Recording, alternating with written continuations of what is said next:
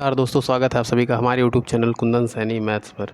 चलिए शुरू करते हैं आज की अपनी अगली क्लास, जिसमें टेक्नीशियन ग्रेड 3 का 2026 का क्वेश्चन कराया जा रहा है।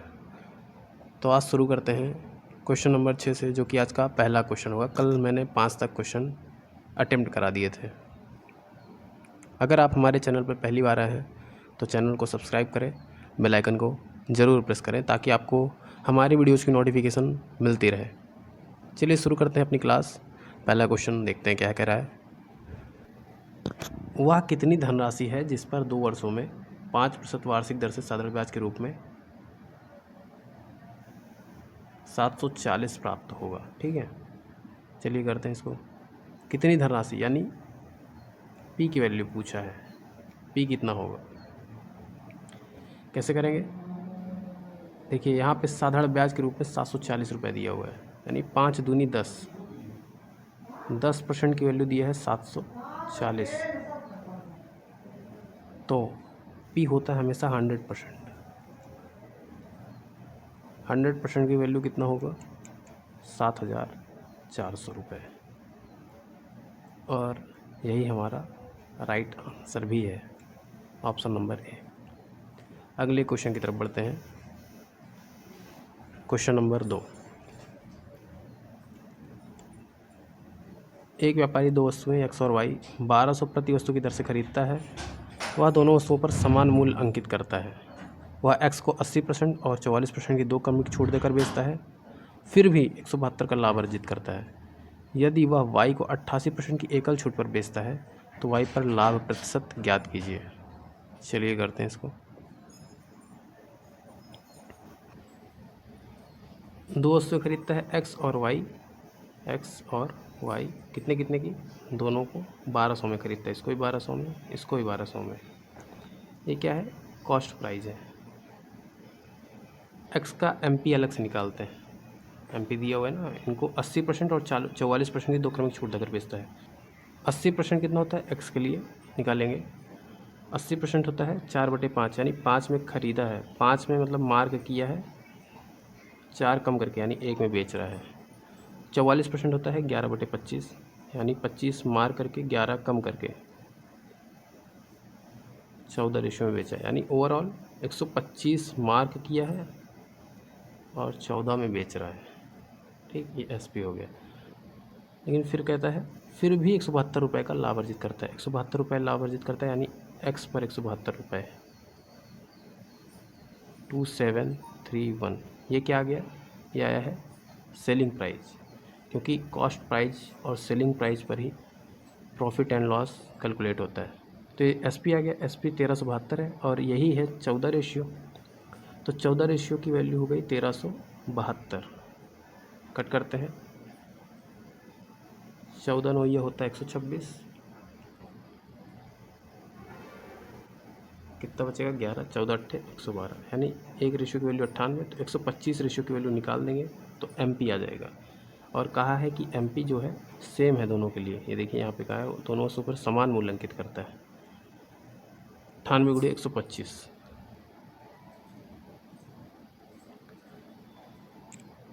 तो y के लिए क्या हो जाएगा, कलर चेंज कर लेते हैं। 98 गुणे 125, ये क्या हो गया है मार्क प्राइस। इस पर छूट देता है कितना, 88%। 88% कितना होता है 88/100, यानी 22/, यानी 25 में ख़रीदा है और 22 छूट देकर बेच रहा है, यानी 3/25 में बेच रहा है। चलिए 25 पंच 125, 5 3 15, 15 9 ये 135 और 15 8 120। 1350 में 120 ऐड कर देंगे तो 1470 रुपये आ गया। ये क्या आ गया हमारा सेलिंग प्राइस। मार्क प्राइस तो ऑलरेडी यही था ना, 125 मल्टीप्लाई बाई 98, ये हमारा मार्क प्राइस था। अब सेलिंग प्राइस आ गया, हमको कह रहा है वाई पर लाभ प्रतिशत। वाई का सीपीए है, एसपीए है, कितना हो गया लाभ 270 रुपये का। तो percentage profit is equal to 270 का कितने पे, 1200 पे मल्टीप्लाई बाई 100। देखिए प्रॉफिट या लॉस हमेशा कैलकुलेट करते हैं ऑलवेज सीपी पे। ऊपर अगर प्रॉफिट होगा तो प्रॉफिट लिखेंगे, लॉस होगा तो लॉस लिखेंगे। कट करते हैं, कितना आएगा 12 दूनी 24, ठीक है, बचा 3, 12 दूनी 24 और 12 पंचे 60, 22% का प्रॉफिट हुआ है। देखते हैं ऑप्शन जी, option number C is the correct answer for this question. Next question क्या कहता है देखते हैं। यहाँ पे है 11 का क्यूब माइनस 8 का क्यूब का मान ज्ञात कीजिए। देखिए अगर आपको 11 का क्यूब पता है कितना होता है तो होता है 1331। 8 का क्यूब कितना होता है 512। बस इसको कैलकुलेट कर लीजिए। तो 11 में से 2 गया 9, यहाँ बचेगा 2 में से गया 1, 13 में से 5 गया 8, तो 819 हमारा सही जवाब होगा ऑप्शन नंबर बी। या फिर यहाँ पे आप A cube minus B cube भी लगा सकते हैं। क्या होता है cube minus B cube, A minus B, एक ब्रैकेट में, अगले ब्रैकेट में A square plus A B plus B square. ठीक, इस फार्मूले के द्वारा भी आप सॉल्व कर सकते हैं। लेकिन ये फार्मूला तभी आप लगाइए जब यहाँ पे पॉइंट या फिर काफ़ी बड़े नंबर दिए हो तब लगाइए, अन्यथा आपको अगर ये याद है हम तो कहेंगे आप 30 तक का क्यूब याद कर लीजिए और 50 तक का स्क्वायर याद कर लीजिए, किसी भी एग्ज़ाम की तैयारी कर रहे हैं तो। चलिए अगले क्वेश्चन की तरफ बढ़ते हैं। 110 पूर्णांक वाली किसी परीक्षा में बी को 50 अंक प्राप्त हुए, ए को 80 अंक प्राप्त हुए। ए के अंकों का कितना प्रतिशत बी के अंक थे। देखिए यहाँ पे हम 110 पूर्णांक का कोई मतलब नहीं है, यहाँ पे तुलना करना है ए के अंक का बी के अंक से। तो ए के अंकों का कितना प्रतिशत बी के अंक थे, बी के अंक की बात कर रहा है तो यानी बी का परसेंटेज निकालना है। तो बी को ऊपर रखेंगे, ए को नीचे। बी को 50 प्राप्त हुए हैं, ए को कितना प्राप्त हुआ है 80, मल्टीप्लाई बाई 100। जिसकी तुलना करते हैं उसको ऊपर और जिससे तुलना करते हैं उसको नीचे। तो 5/8 होता है 62.5%। Option C is the correct answer. चलिए अगले क्वेश्चन की तरफ बढ़ते हैं। एक car x kilometre per hour की अज्ञात चाल से 120 किलोमीटर की यात्रा करती है और फिर x + 20 किलोमीटर पर आवर की चाल से वापस लौटती है। संपूर्ण यात्रा की औसत चाल 60 किलोमीटर पर आवर है, तो x का मान याद कीजिए। चलिए करते हैं। देखिए average speed is equal to होता क्या है 2xy अपॉन x + y। यहाँ पे x और y क्या है स्पीड है, ये जाने की स्पीड है, ये आने की स्पीड है। ठीक है, बस आप इससे भी निकाल सकते हैं, या फिर average speed is equal to ये भी होता है total distance upon total time. दोनों से निकाल सकते हैं, दोनों से आंसर सेम ही आएगा, क्योंकि ये जो बना हुआ है इसी से बना हुआ है। मेन फार्मूला ये है, इससे ही ये बना हुआ है। ठीक है, चलिए करते हैं, किसी से भी करते हैं। तो एवरेज स्पीड कितनी है 60 इज इक्वल टू क्या रखेंगे पहले वाले से, इससे सॉल्व करते हैं 2x + 20। देखिए जाने की स्पीड और आने की स्पीड अपान x + y, यानी x + 20 करेंगे तो 2x + 20 आ जाएगा। ठीक, करते हैं, 2 से कट करेंगे 30 बार, कितना आ जाएगा 30 इज इक्वल टू यहाँ पे x + 20 और नीचे आ जाएगा 2x + 20। अब यहाँ पे डायरेक्ट x की वैल्यू बाई ऑप्शन रख सकते हैं, लेकिन ऑप्शन में देखेंगे तो काफ़ी लंबे लंबे ऑप्शन है, पॉइंट में है, तो ऑप्शन नहीं यूज करेंगे, इसको सॉल्व ही करना पड़ेगा। देखिए एग्ज़ाम में होते तो skip is the best option, इसको स्किप करके आप लास्ट में कीजिए, लेकिन अभी मैं यहाँ करा देता हूँ। देखिए यहाँ पे 2 कॉमन ले लेंगे, इधर मल्टीप्लाई हो जाएगा तो 60 हो जाएगा, इज इक्वल टू, इसको खोल देते हैं ब्रैकेट को, x² + 20x अपॉन नीचे कितना हो जाएगा x प्लस 10, इसको इधर मल्टीप्लाई कर देते हैं तो 60x plus 600, 60x plus 600 is equal to X square plus 20x। X square देखिए ये 60 इधर चला जाएगा तो -40x minus 600 is equal to 0। अब इस क्वाड्रेटिक इक्वेशन को द्विघात समीकरण बन गया है, इसको सॉल्व करना है। देखिए सॉल्व करते हैं, 600 को ऐसा ब्रेक करना है कि माइनस यानी घटाने पे 40 आए। कैसे आएगा? 100 6 कर देते हैं तो ये तो घटाने पे बहुत ज़्यादा आ रहा है। 50 कर देते हैं, इसको डबल कर देते हैं, 50 में से 12 जाएगा तो 38 आ रहा है। ऐसा तो हो नहीं रहा है। और कोई ऑप्शन?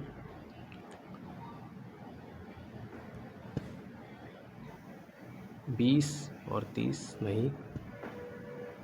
नहीं हो रहा है, मतलब इसका ब्रेक नहीं होगा। तो यहाँ पे श्रीधराचार्य फार्मूले से देखेंगे, करते हैं माइनस बी। क्या होता है श्रीधराचार्य फार्मूला?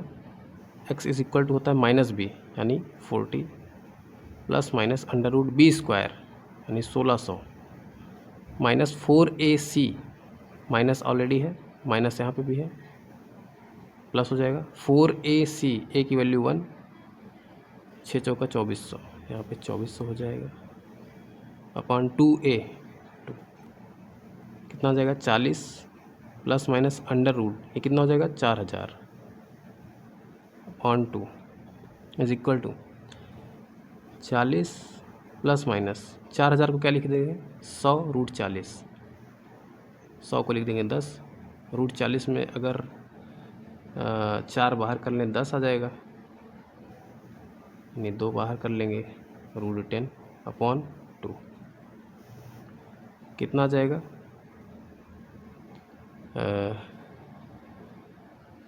20 रूट 10 और यहाँ 40 प्लस माइनस 20 रूट 10 अपॉन 2 से कट करेंगे कितना आ जाएगा 20 प्लस माइनस 10 रूट 10, x की वैल्यू 2 आएगी, 20 plus 10 root 10, 20 minus 10 root 10, 20 minus 10 root 10। थोड़ा सा इरेज करते हैं ऊपर का,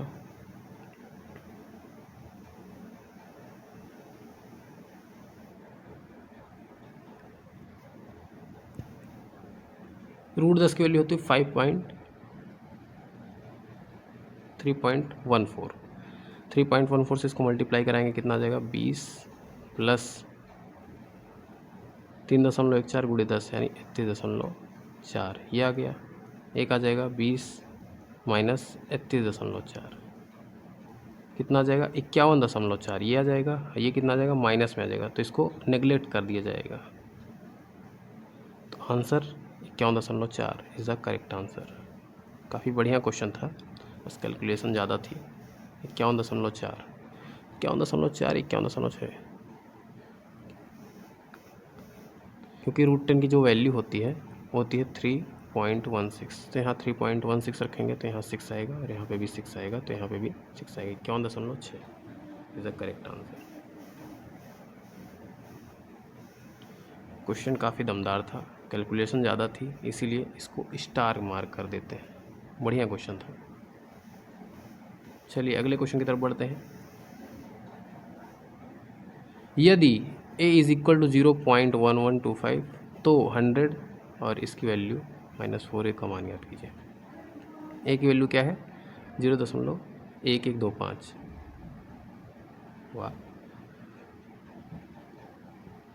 पहले ही इस अंडर रूट को क्वाड्रेटिक इक्वेशन इसको सॉल्व करते हैं। कैसे? 3a प्लस 1 का होल स्क्वायर यानी 1 प्लस 3a लिख देंगे इसको, -4a, ये कितना आ गया 1 माइनस a। अब जब 1 में से a की वैल्यू है 0.1125, इतना माइनस करेंगे तो कितना आ जाएगा, मल्टीप्लाई बाई 100 भी है तो इसको मल्टीप्लाई बाई 100 भी कर देते हैं। एक में से इतना माइनस करते हैं कितना आएगा, 10 में से 5 गया 5, 7, यहाँ बचेगा 9 में से गया 8, 9 में से गया 8, इतना आया पॉइंट में, और जब 100 से मल्टीप्लाई होगा तो कितना आ जाएगा 88.75। Option C is the correct answer. चलिए अगले क्वेश्चन की तरफ बढ़ते हैं।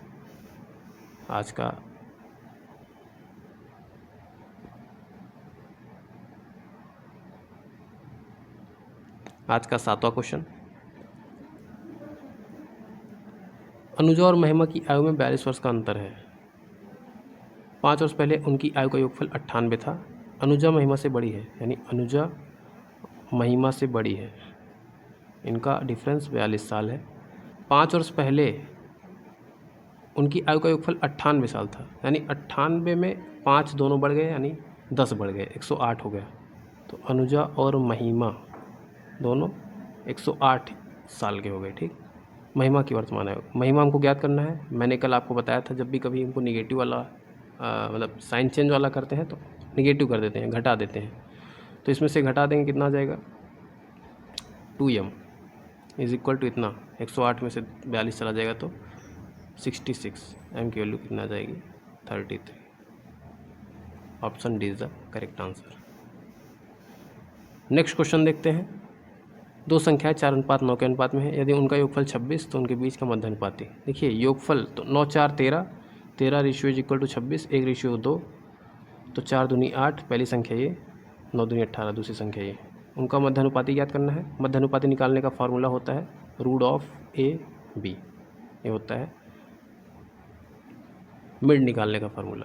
तो 18 × 144 का रूट करेंगे तो 12। Option A is the correct answer.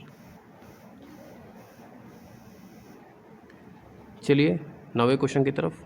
किसी लंबवृत्तीय बेलन का वक्र पृष्ठीय क्षेत्रफल इतना है, उसकी ऊंचाई 16 है, बेलन का संपूर्ण पृष्ठीय क्षेत्रफल ज्ञात कीजिए।